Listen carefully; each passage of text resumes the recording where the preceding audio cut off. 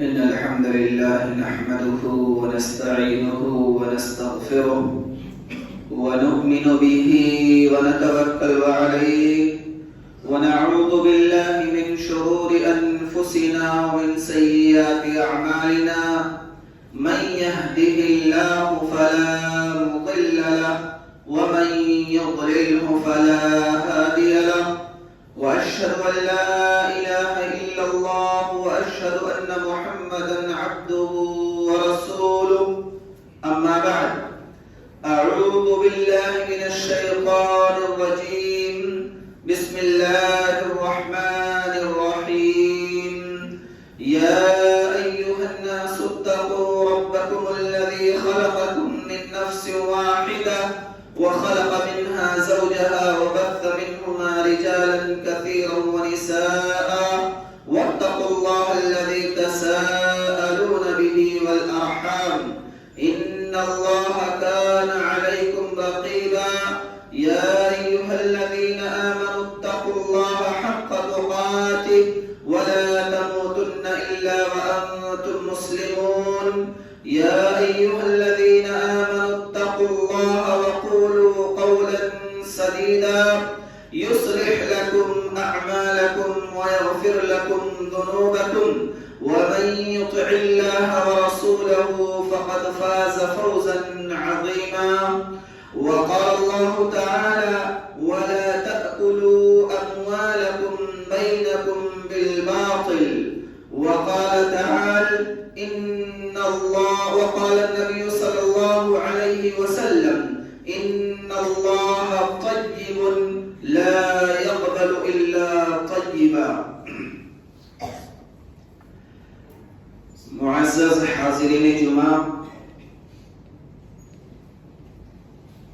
بزرگوں، دوستوں، ہمنشینوں،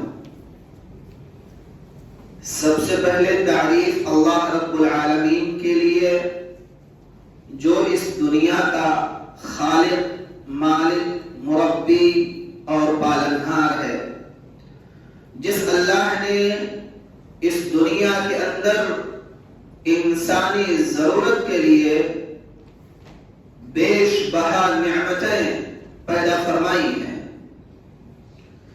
درود و سلام نازل ہو نبی آخر الزمان جناب محمد عربی احمد مجتبی محمد مصطفیٰ صلی اللہ علیہ وسلم پر۔ حاضرین جمعہ، آج کے خطبہ جمعہ میں انشاءاللہ العزیز قرآن و احادیث کی روشنی اور واقعات کی روشنی میں ہم یہ سیکھیں گے کہ اللہ رب العالمین نے ہمیں اس دنیا کے اندر بھیجا ہے کچھ دن کے لیے، تو وہ زندگی گزارنے کے لیے جو چیز ہم کماتے ہیں، جو چیز ہم کھاتے ہیں، وہ چیز حلال ہونی چاہیے، حرام سے ہمیں پرہیز کرنا چاہیے۔ خلاصے کلام یہ ہے کہ رزق حلال کی تلاش، اس کی جستجو، اس کی تگدو میں ہمیشہ انسان کو رہنا چاہیے۔ خطبے کے دو پہلو ہیں۔ نمبر ایک کہ رزق حلال، حلال کمائی کا فائدہ کیا کیا ہے۔ دوسرا پہلو یہ ہے کہ حرام کمائی کے نقصانات کیا کیا ہیں۔ اللہ تعالیٰ سے یہ دعا کریں، اے رب ظلمن، ہمیں حق اور سچ کہہ سکنے اور ہم سب کو اس پر عمل پیرا ہونے کی توفیق عطا فرما۔ حاضرین، اللہ رب العالمین نے پورے قرآن کے اندر جگہ جگہ پر سمجھایا ہے کہ روزی کماؤ، روزی کمانا ایک اچھی چیز ہے۔ اللہ تعالیٰ نے في الأرض إلا على الله رزقها ويعلم مستقرها ومستودعها کہ زمین پر بسنے والی جتنی چیزیں ہیں جاندار، چاہے وہ انسان ہو، حیوان ہو، چرند ہو، پرند ہو، کیڑے ہو، مکوڑے ہو، جانور ہو، چوپائے ہو، سب کی روزی کی ذمہ داری اللہ رب العالمین نے لے رکھی ہے۔ وَيَعْلَمُ، اور اللہ تعالیٰ جانتا ہے مستقرها، کہ وہ کہاں ہے، وہ کہاں ہے، کہ زمین میں ہے، کیسے روزی پہنچانی ہے۔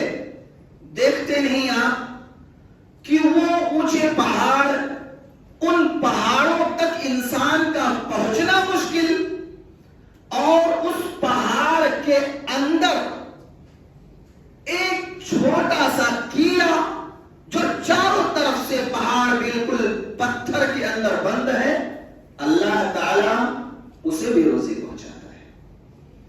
اس لیے اللہ تعالیٰ نے کہا زمین میں رہنے اور بسنے والے جتنے جاندار چیزیں ہیں سب کی روزی کی ذمہ داری اللہ رب العالمین کے اوپر ہے۔ کس کو کتنا دینا ہے، کب دینا ہے، کہاں ہے، وہ اللہ تعالیٰ کے علم میں ہے، اور اللہ تعالیٰ اسے جانتا ہے اور پہنچاتا ہے۔ آگے اللہ تعالیٰ نے روزی کمانے کے لیے انسان کو ابھارا بھی ہے، انسان کو اس کی نصیحت بھی اللہ تعالیٰ نے کی ہے۔ کہا یا ایھا الذین آمنوا اذا نودی للصلاۃ من یوم الجمعہ، اے وہ لوگوں جو ایمان لائے ہو، جب جمعہ کے دن آپ کو بلایا جائے نماز کے لیے، فاسعوا الی ذکر اللہ، اللہ تعالیٰ کے ذکر کی طرف چل پڑو۔ وذروا البیع، بزنس کرنا ابھی چھوڑ دو۔ اب آگے اللہ تعالیٰ کیا سمجھا رہے ہیں، دیکھو مال کو کمانے پر اللہ تعالیٰ ابھار رہے ہیں، لوگوں کو کہہ رہے ہیں فَإِذَا قُضِيَتِ الصَّلَاةُ، جب نماز ہو جائے فَانْتَشِرُوا فِي الْأَرْضِ، زمین میں پھیل جاؤ اور اللہ کی روزی تلاش کرو۔ وَابْتَغُوا مِنْ فَضْلِ اللَّهِ، اللہ تعالیٰ کا رزق تلاش کرو۔ یہ سوچو کہ اللہ تعالیٰ نے ہمارے لیے کہاں رزق رکھا ہوا ہے، ہمارے بزنس کو، ہمارے کام کو، ہمارے لیے پیسہ اللہ تعالیٰ نے کہاں رکھا ہے، اس کو تلاش کرو، اللہ تعالیٰ اسے دینے والا ہے۔ دیکھتے نہیں ان پرندوں کو جو گھونسلے میں رات گزارتے ہیں، صبح اللہ کی حمد بیان کرتے ہیں اور خالی پیٹ اپنے گھونسلے سے نکل جاتے ہیں اللہ کا رزق تلاش کرنے اللہ کی زمین میں۔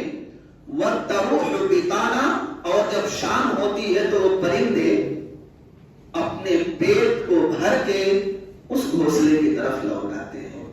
انسان کے لیے اس میں کتنا بڑا سبق ہے کہ ہمیں روزی کی تلاش کرنے کے لیے نکلنا ہے۔ اللہ تعالیٰ نے تبھی تو کہا وَجَعَلْنَا اللَّيْلَ لِبَاسًا وَجَعَلْنَا النَّهَارَ مَعَاشًا، ہم نے رات بنائی تمہارے لیے سکون اور اطمینان کے لیے، وَجَعَلْنَا النَّهَارَ مَعَاشًا، اور ہم نے دن بنایا ہے تاکہ تم اس میں روزی کماؤ، دولت کماؤ، امیر بنو۔ اللہ تعالیٰ نے اسی لیے دن کو بنایا ہے۔ اچھا، یہ ہو گئی اللہ تعالیٰ نے روزی کمانے سے لوگوں کو ابھارا ہے کہ روزی کماؤ۔ اب کمانا کیا ہے؟ حلال روزی۔ حلال روزی کے کمانے کا فائدہ کیا ہوتا ہے؟ آئیے وہ دیکھتے ہیں قرآن و حدیث کی روشنی میں۔ سب سے پہلے ایک واقعہ، راوی حدیث حضرت عبداللہ بن عباس رضی اللہ تعالی عنہ، علامہ البانی نے اس حدیث کو حسن لغیرہ کا درجہ دیا ہے۔ وہ بیان فرماتے ہیں کہ نبی صلی اللہ علیہ وسلم کے پاس قرآن کی اس آیت کی تلاوت کی گئی، یا ایھا الناس کلوا مما فی الارض رزقناکم طیبا، کہ اے وہ لوگوں، اللہ تعالیٰ نے زمین میں تمہارے لیے جو روزی رکھی ہے پاکیزہ روزی کھاؤ۔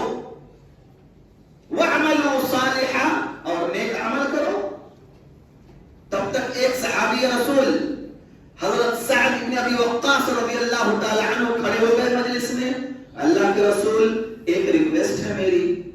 کہا بیان کیجیے، بتائیے۔ کہا اللہ کے رسول اللہ تعالیٰ سے میرے لیے دعا کر دیجیے، میرے لیے اللہ تعالیٰ سے دعا کر دیجیے۔ دیکھیے یہاں اس حدیث کے اس ٹکڑے میں بہت بڑا نقطہ ہے، ایک سبق ہے، بتاتا چلوں یہ سبق۔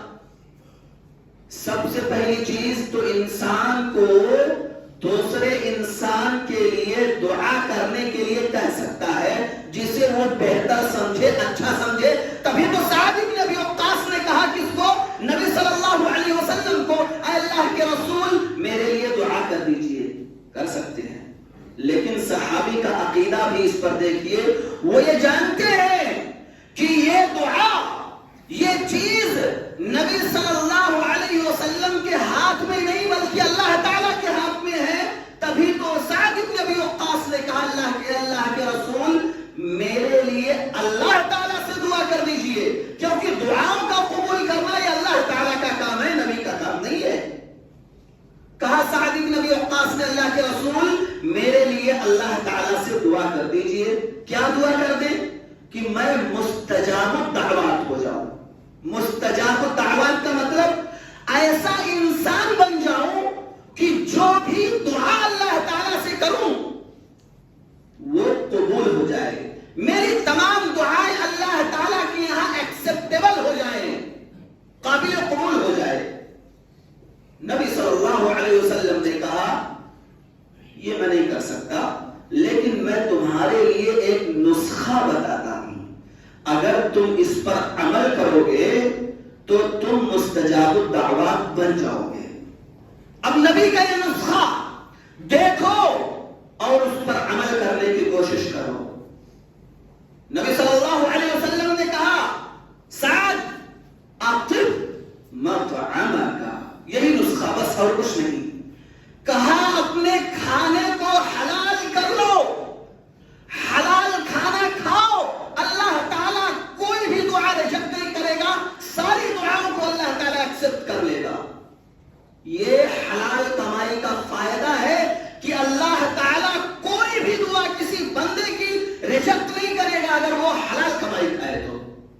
حلال کمائی کھائے۔ آج دیکھو اپنی پریشانی کا چرچا ہم اللہ تعالیٰ کے یہاں کرتے ہیں، ہر مسجد میں دعائیں ہوتی ہیں، ہر جگہ اللہ تعالیٰ کی عبادت ہوتی ہے، 10-10 ہزار کا 5-5 ہزار کا مجمع اللہ تعالیٰ کے یہاں ہاتھ اٹھائے دعا کرتا ہے، دعا قبول نہیں ہوتی۔ وجہ کیا ہے؟ یہی ہے کہ انسان کو اپنے لقمے پر دھیان دینا چاہیے، کیا یہ پاک ہے یا ناپاک ہے، حرام ہے یا حلال ہے، اس پر دھیان دینے کی ضرورت ہے۔ اور دیکھو کہ حلال کمائی کا فائدہ کیا ہے۔ ایک فائدہ میں نے بنایا، دعائیں قبول کروانا چاہتے ہو تو حلال روزی کھاؤ۔ دوسرا فائدہ، دوسری چیز، حلال روزی کھانے سے آپ ہی نہیں آپ کی اولادیں بھی بابرکت ہوا کرتی ہیں۔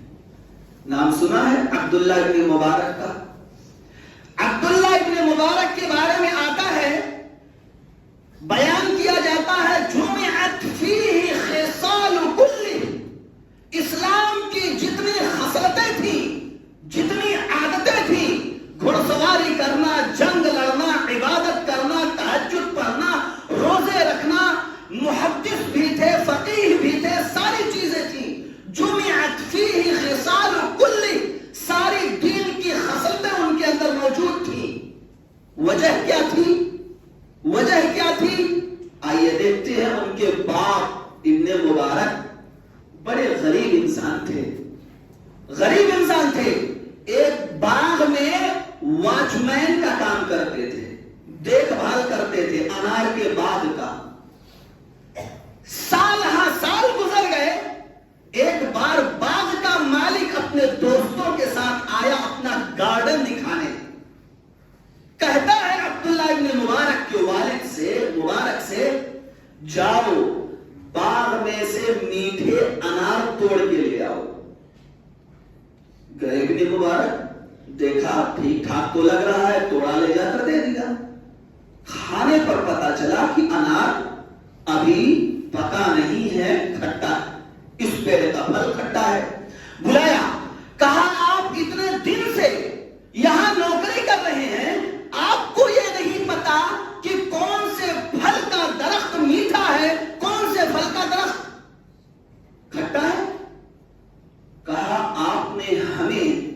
बाग की रखवाली पे रखा था, फल खाने के लिए नहीं रखा था। जब बाप को इस बात का ख्याल होगा कि ये रोजी मेरे लिए हराम है, तो औलाद भी वैसे निकलेगी। उस बाग के मालिक ने इस ईमानदारी से इतना मुतासिर हुआ कि अपनी बेटी की शादी कराई और उनके वतन से पैदा हुए अब्दुल्ला इब्न मुबारक, जिनके अंदर दीन की तमाम खूबियां मौजूद थी, कोई ऐसी खूबी नहीं जो मौजूद ना रही हो। ये है हलाल रोजी का फायदा। हलाल रोजी का तीसरा फायदा, हम इंसान क्या करते हैं, किसके लिए कमाते, किसके लिए कमाते हैं? कमा के रख लेते हैं, हमारी आल औलाद इससे फायदा उठाएगी, बराबर ना। वरना जीने के लिए तो इंसान अकेले मेहनत करके खाली जिंदगी गुजार ले, लेकिन जमा इस वजह से करता है कि हमारी आल औलाद, हमारे बच्चे, हमारी बीवी, हमारे नाती पोते पोतियां, इससे इस माल से उसको फायदा हो, इसीलिए कमाते हैं। आइए देखते हैं हलाल तरीके से कमाने का फायदा और जमा करने का फायदा, हराम तरीके से जमा करने का नुकसान। एक नाम आपने बार सुना होगा, उमर इब्न अब्दुल अजीज। ये ताबई हैं, सहाबी नहीं, ताबई हैं। इनको उमर सानी कहा जाता है क्योंकि इनकी दौरे खिलाफत इतनी ईमानदारी के साथ गुजरी थी अजीजों, इतनी ईमानदारी के साथ कि अल्लाह ताला ने वो बरकत दी थी इनके दौरे खिलाफत में कि मुसलमानों का आलम यह था कि इनकी पूरे दौरे खिलाफत में कोई गरीब नहीं बचा था। रात के वक्त चद्दर के नीचे हर एक आदमी पैसा लेके निकलता ज़कात का कि मैं रात को कोई मिले तो दे दूं। यहां तक कि दो आदमी की मुलाकात होती, ये आदमी अपना पैसा बढ़ा देता, वो आदमी अपना पैसा बढ़ा देता, ये ले लो मेरे पास पैसे हैं ज़कात दे। बचा ही नहीं था कोई गरीब। ऐसे थे उमर इब्न अब्दुल अजीज। इनके बारे में लोगों ने यह भी लिखा है कि जब दौलत की फरावानी हुई, इन्होंने अपने माल गल्ले को पहाड़ों पर ले जाकर छिटवा दिया था कि कोई परिंदा भी उमर इब्न अब्दुल अजीज की दौरे खिलाफत में भूखा ना रहे। ऐसे उमर इब्न अब्दुल अजीज जब उनके इंतकाल का वक्त आता है तो वरासत में क्या छोड़ते हैं? 17 दिरहम। क्या? 17 दिरहम। 17,000 नहीं, 17,000 नहीं अल्लाह वालों, 17 दिरहम बस, जिसमें से 5 दिरहम उनके कफन, दफन, नहलाने, धुलाने, इन सब में चला गया। 2 दिरहम की जमीन खरीदी गई थी कि कब्र उनकी बनाई जाए, वहां उनकी कब्र होगी। बाकी बचे कितने? 10 दिरहम। बच्चे कितने? 11। वरासत में कितना आया? 1 दिरहम से भी कम, 1 दिरहम से भी कम वरासत में हिस्सा आया। लेकिन सवाल करने वाले ने जब पूछा, अरे उमर इब्न अब्दुल अजीज, आपने अपनी औलाद के लिए क्या छोड़ा है? कहा, मैं अपनी औलाद को वो नुस्खा, वो चीज दिया है हमने, अगर उस पर कायम और दायम रहेंगे तो वो दुनिया उनके कदमों के नीचे होगी, लेकिन अल्लाह ताला के हुक्म जो मैंने उनको सिखाया है उससे रूगर्दानी अगर कर गए तो लाख में उनको दे जाऊं, किसी काम का नहीं है। और हुआ यही कि जब आखिरी उम्र आई उनके बच्चों की, और वही एक बादशाह, आखिरी खिलाफत बनी उमैया या किसी का आखिरी बादशाह, जिसे हिशाम बिन अब्दुल मलिक कहते हैं, हिशाम बिन अब्दुल मलिक के लड़के, उनके औलाद ने वरासत में छोड़ी थी कई हजार दिनार, तकरीबन 10 लाख रुपए आए थे वरासत में।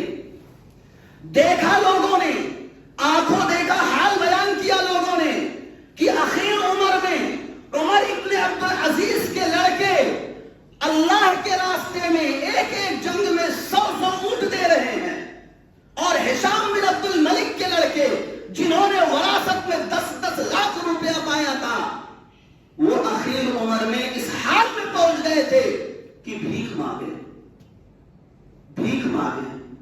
लिहाजा हलाल तरीके से दी हुई चीज औलाद को वो बरकत होती है उसमें, हराम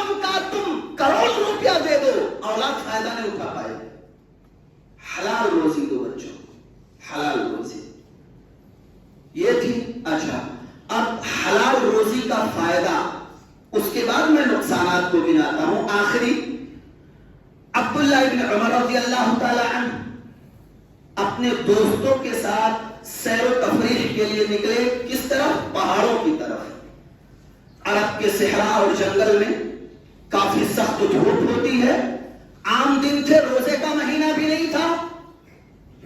جب وہ دوپہر کا کھانا لے کے بیٹھے کہ یہاں کچھ کھا لیا جائے اپنے دوستوں کے ساتھ، دیکھا کہ ایک چرواہا بکریوں کو چرا رہا ہے. اس نے عبداللہ ابن عمر رضی اللہ تعالی عنہ نے اس چرواہے کو آواز دی کہ آؤ میرے ساتھ کھانا کھا لو. چرواہے نے کہا انی صائم، میں روزے سے ہوں. بڑی حیرت ہوئی، عجیب سی بات ہے. ایک تو اتنی سخت دھوپ، وہ بھی پہاڑوں اور جنگلوں میں گھومنے والا، بھیڑیوں اور بکریوں کو چرانے والا، روزے سے ہے نفلی. کہا میں اس کے ایمان کی آزمائش کرتا ہوں، ذرا دیکھوں یہ کتنا پکا مومن ہے. کہا آپ اپنے ریوڑ میں سے ایک بکری دے دو ہمیں، ایک بکری دے دو ہمیں. چرواہے نے کہا یہ میری نہیں ہے، میرے مالک کی ہے، میں نوکری پر ہوں. کہا کیا پتا چلے گا، پہاڑوں کا موسم ہے، بکریاں غائب ہوتی رہتی ہیں جنگلات میں. بول دینا بھائی بکری کا پیسہ لے لو، مالک سے بول دینا بکری غائب ہو گئی اور ہم تمہیں افطاری کے لیے اس میں سے گوشت بھی دے دیں گے. کہا اے بندے خدا ذرا بتا، ایسا کر کے تو میں بچ جاؤں گا. پھر این اللہ، یہی لفظ اس چرواہے نے کہا این اللہ. تو پھر اللہ کہاں ہے جو دیکھ رہا ہے یہ ساری معاملات اور مذاکرات کو؟ عبداللہ ابن عمر کو یہ لفظ اتنا پسند آیا کہ دہراتے دہراتے گھر آئے، اس کے مالک کا پتہ کیا، چرواہے اور بکریوں سمیت آزاد کر کے اس کو دے دیا. حلال روزی کمانے کا یہ فائدہ ہے. دقت تو ہوتی ہے لیکن ہوتی آپ کی ہے، ہوتی آپ کی ہے. اچھا یہ تھے حلال روزی کمانے کے فائدے. اب حرام روزی کمانے کے نقصان کیا ہے؟ میں بات تھوڑا جلدی کر رہا ہوں. حرام روزی کے نقصانات میں سے سب سے پہلا نقصان، ان اللہ طیب، اللہ تعالیٰ پاک ہے، لا یقبل الا طیب، اللہ تعالیٰ نہیں قبول کرتا مگر پاکیزہ مال. کیا پتہ چلا؟ پتہ یہ چلا حرام کی کمائی ہوئی دولت اللہ کے راستے میں کتنا لٹا دو کوئی فائدہ نہیں. لائن لگا کے زکات بانٹو رمضان بھر، کوئی فائدہ نہیں. عمدہ سے عمدہ چیزیں آپ کھاؤ رمضان بھر یا زندگی بھر، حرام کا ہے تو کوئی فائدہ نہیں.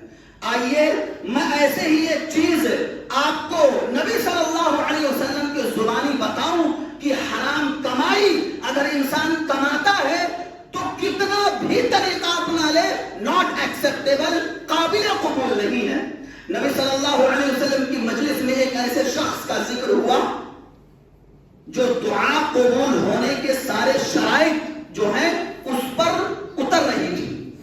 بھائی ہم نے سنا ہے، آپ نے بھی سنا ہے کہ سفر میں دعا قبول ہوتی ہے. جی ضرور. ایک آدمی سفر پر نکلا. کہاں کے سفر پر؟ حج کے سفر پر. اب دیکھو پہلی شرط اگر ایک شرط دھیان میں رکھیں گے تو ہی بات سمجھ میں آئے گی.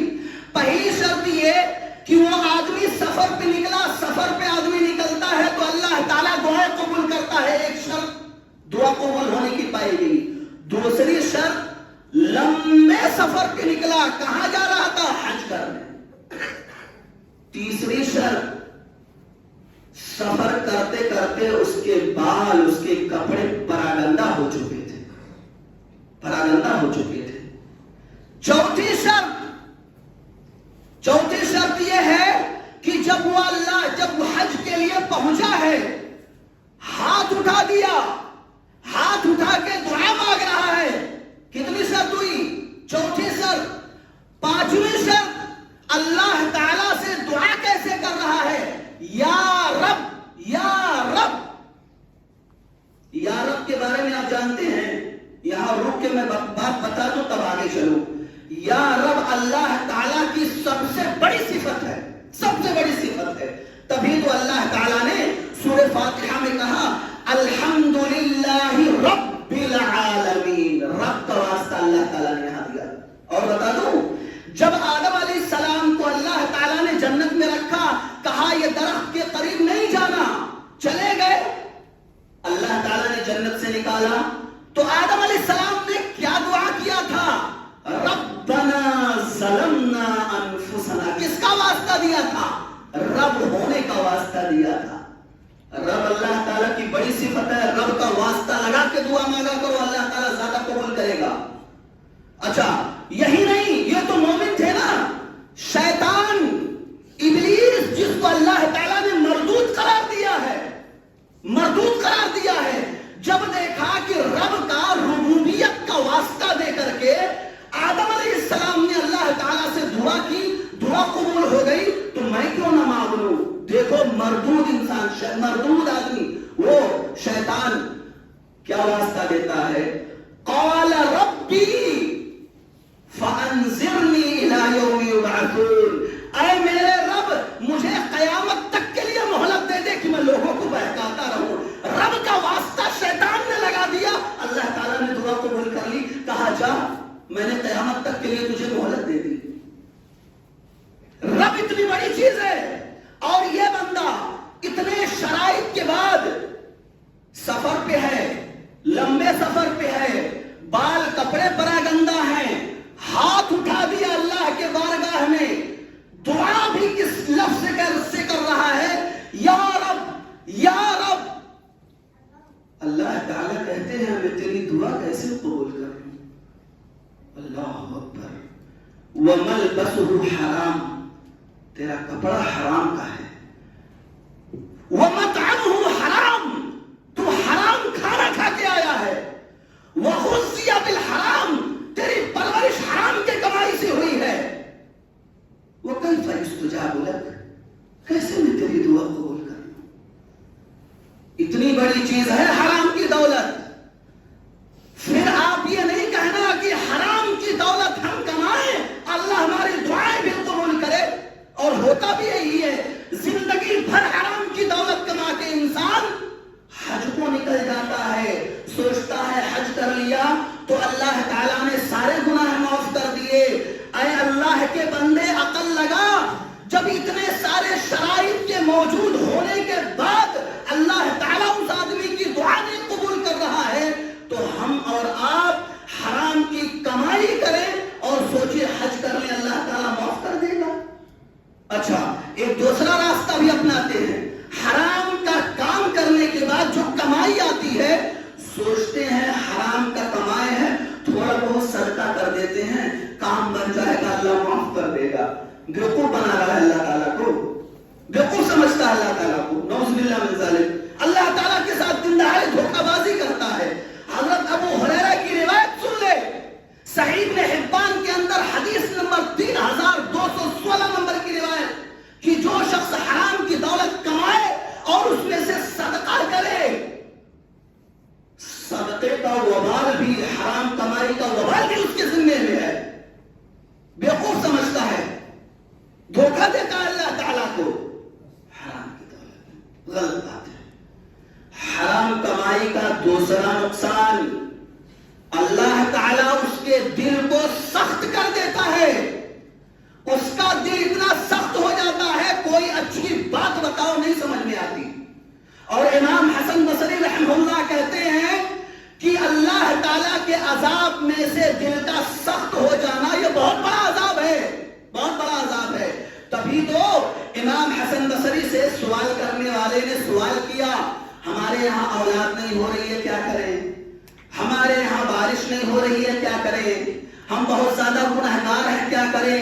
تینوں کو ایک ہی جواب دیا، جاؤ استغفار کرو، جاؤ استغفار کرو اللہ تعالیٰ سے.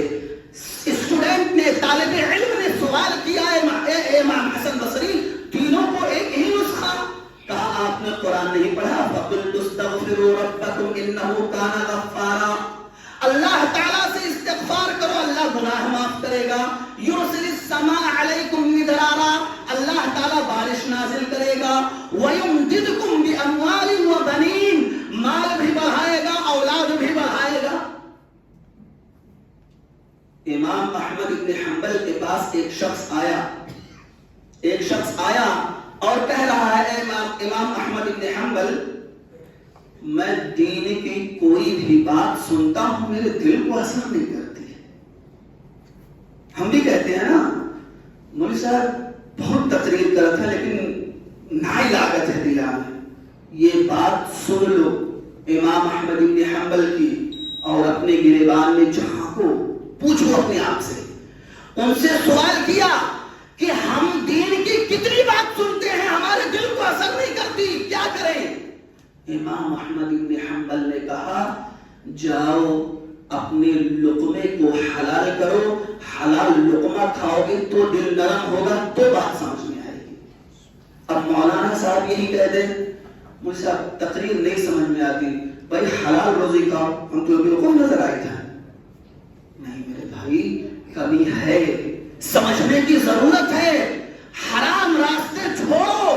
بہت طریقے ہم نے اپنا لیے, ہم نے بہت اپنے بھائیوں کو بیوقوف بنایا ہے جگہ زمین میں. چھوڑ دو یہ چیز, چھوڑ دو. مر جاؤ گے قسم اللہ کچھ نہیں جائے گا. کون لے کر گیا ہے ذرا بتا دے ہمیں, کیا اس کے حصے میں آئی ہے؟ مرنے کے بعد ایک قبر ہی نا, اور کچھ آیا ہے حصے میں؟ کچھ نہیں آتا. اس کا وبال ضرور لے کر جاتا ہے وہ. بہت ہم نے اپنی بہنوں کو محروم کیا ہے. کتنے بڑے بڑے دولت مند موجود ہیں اس دنیا میں جن کے پاس اللہ تعالیٰ نے اتنا دیا ہے کہ وہ خود کھائے بچے کھائے ختم نہیں ہوگا, لیکن حرص و حوث نے حرام مال کے چکر میں ان کو اس قدر دبوچا ہوا ہے کہ بہن کا بھی حصہ نہیں دے رہے, ماں کا خیال نہیں کر رہے ہیں, ماں کا بھی حصہ نہیں دے رہے. پکڑے جاؤ گے اللہ تعالیٰ کے یہاں. سوچنے کی ضرورت ہے.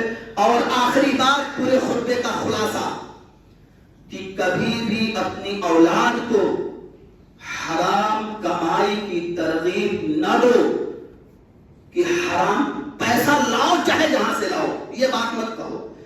لاؤ حلال کا لاؤ, جیسے بھی ہو سکے حلال طریقے سے کمانا بیٹے. ہم والدین غلطی کہاں کرتے ہیں, یہی بات میں بتا کے اپنی بات ختم کر دوں. ہمارے ذہن میں جو ڈیزیز بیماری گھسی ہوئی ہے نا کہ ہمارے خاندان کا فلاں لڑکا کما رہا ہے, ہم اپنی اولاد کو تانا مارتے ہیں. کیا کرتے ہو؟ دیکھتے نہیں فلاں کا لڑکا اتنا لے کر آتا ہے, تم کیا کر رہے ہیں؟ فلاں کا لڑکا دوسرے دیش میں گیا اتنا بھیج رہا ہے, تم کیا کر رہے ہو؟ تم بھی تو اسی دیش میں ہو. اللہ کے بندے, اگر آپ کا بیٹا ڈر کی وجہ سے حرام کمائی میں ہاتھ نہیں ڈال رہا ہے, ہمارے تانے اس بات پر مجبور کر دیتے ہیں اسے کہ وہ حرام طریقہ اپنا کے زیادہ پیسہ بھیجے. بھائی ہمارا لڑکا 1200-1400 سیلری پر گیا ہے باہر کنٹری, انڈین کرنسی جو بھی بنے 40,000 45,000 80,000 بھیج رہا ہے. ہماری ذمہ داری ہے نا کہ پوچھیں بیٹا اتنا پیسہ آیا کہاں سے؟ نہیں آ رہا ہے تو آ رہا ہے, حرام کی حلال کی ہو. اس چیز پر ہم دھیان نہیں دیتے. ہاں اس حرام کمائی کو لے کر اپنی اولاد کو ضرور تانا مارتے ہیں, اپنی اولاد کو ضرور کوستے ہیں, کچوکا لگاتے ہیں. لاؤ لاؤ چاہے جہاں سے لاؤ, حرام سے لاؤ حلال سے لاؤ. اب وہ اولاد جو حرام لے کے آئے گی, آپ کو کھلائے گی, خود کھائے گی, اس کی اولاد کا کیا عالم ہوگا, اس کا کیا عالم ہوگا. یہی نا, اولاد نافرمان ہوگی, بیوی نافرمان ہوگی, ہر طرح سے گھر میں مصیبتیں ہوں گی. لاکھ بنگلے اور ولاس بنا لو, سکون نہیں آئے گا اس بستر پہ آپ کو اگر حرام کا ہے تو. ایسی نہیں کام کرے گی آپ کی گاڑیوں میں, ماتھے پر ہمیشہ پسینہ نظر آئے گا, اتنے ٹینشن میں گھومو گے. لیکن حرام کا چھوڑ کر کے اگر حلال کا کھاؤ گے وہ دلی سکون ملے گی جس کو بیان نہیں کر پاتا ہے کوئی. بڑا سکون رہتا ہے, کم ہی رہے حلال کا رہے, حلال کا رہے. اسی وجہ سے میری آپ سے گزارش ہے, سیٹھ بننے کی چکر میں حرام کا راستہ چھوڑ دو, حلال کماؤ, حلال کماؤ, حلال کھاؤ. اولاد باغی نہیں ہوگی, اولاد غدار نہیں ہوگی. انہی چند باتوں پر ہم اپنی بات کو ختم کرتے ہیں، اور ختم کرنے سے پہلے ایک گزارش، ایک اپیل آپ سے کرتے ہیں۔ آپ ہی کے کوئی واقعات ایسے ہو جاتے ہیں جس کا اعلان ضروری ہو جاتا ہے اور اشد ہو جاتا ہے، تبھی وہ بات آپ سے کہی جاتی ہے۔ آپ کے علاقے میں ایک گاؤں ہے سجنا پور، اس گاؤں میں تعمیر مسجد کا کام چالو ہے۔ گاؤں چھوٹا ہے اور مسلمانوں کی تعداد بھی بہت کم ہے۔ لوگوں نے وہاں کام شروع کیا تو سرپسندوں نے آ کر کے اس کو رکوایا۔ اب یہی مارکیٹ اور مسجد میں رہنے والے کچھ لوگوں نے ہاتھ بڑھایا، محنت گاؤں والوں کی، سورس راستہ اللہ تعالی لگایا۔ اسی مارکیٹ کے رہنے والے ذمہ داروں کا نام لینا ضروری نہیں، اللہ تعالیٰ اس کا اجر ان کو دے، لگایا۔ کسی بھی طریقے سے دوبارہ ایک سسٹم طریقے سے کام شروع دوبارہ ہوا ہے۔ 2-4 دن ہو گیا کام چالو ہوئے، مسجد کا کام چالو ہے، اور وہاں کی جو آبادی ہے گھروں کی، مسلمانوں کی میرے خیال سے 15-20 گھر ہی ہوں گے، لیکن مسجد ہے اس گاؤں میں، کام چالو ہے۔ اس گاؤں کے کچھ لوگ بھی اس مسجد میں نماز پڑھتے ہیں، وہ آپ کو باہر گیٹ پر ملیں گے۔ جاتے جاتے اس مسجد کے لیے آپ سے جو ہو سکے تعاون کرتے جائیے گا۔ یہ ضروری کام ہے، مسجد کا کام ہے، پورا بھی ہو جائے تاکہ پھر سے کوئی رکھنا، کوئی ایسی دشواری سامنے نہ آئے اور کام جلدی ختم ہو جائے۔ اللہ تعالیٰ سے دعا ہے، اے رب ذوالمنن ہمیں نیک اور خیر کے کاموں میں ہاتھ بٹانے کی توفیق عطا فرما۔ اللہ تعالیٰ ہماری روزی جو ہم کماتے ہیں اسے اللہ تعالیٰ حلال کمانے کی ہمیں توفیق عطا فرما۔ اللہ تعالیٰ حرام روزی ہمارے لیے، ہماری اولاد کے لیے، سب کے لیے اللہ تعالیٰ وہ چیز اچھی نہیں ہے، لہذا ہمیں اسے پرہیز کرا۔ اللہ تعالیٰ وہ روزی ہمارے ہاتھ نہ لگے جو حرام کی ہو۔ اللہ تعالیٰ حرام روزی سے ہماری دنیا و آخرت دونوں اللہ تعالیٰ خراب ہوتی ہے، دونوں کے بارے میں اللہ تعالیٰ پوچھے گا۔ قیامت کے دن کی روزی کہاں سے کمایا، کہاں خرچ کیا، اللہ تعالیٰ ہم جواب نہیں دے پائیں گے۔ اس وجہ سے اللہ تعالیٰ ہمیں حلال روزی اور صحیح طریقے سے اپنے بزنس، اپنے کام کو آگے بڑھانے کی توفیق عطا فرما۔ آمین وآخر دعوانا الحمدللہ رب العالمین۔ بارک اللہ لنا ولکم فی الآیات والذکر الحکیم، انہ تعالی جواد کریم ملک بالرؤوف الرحیم۔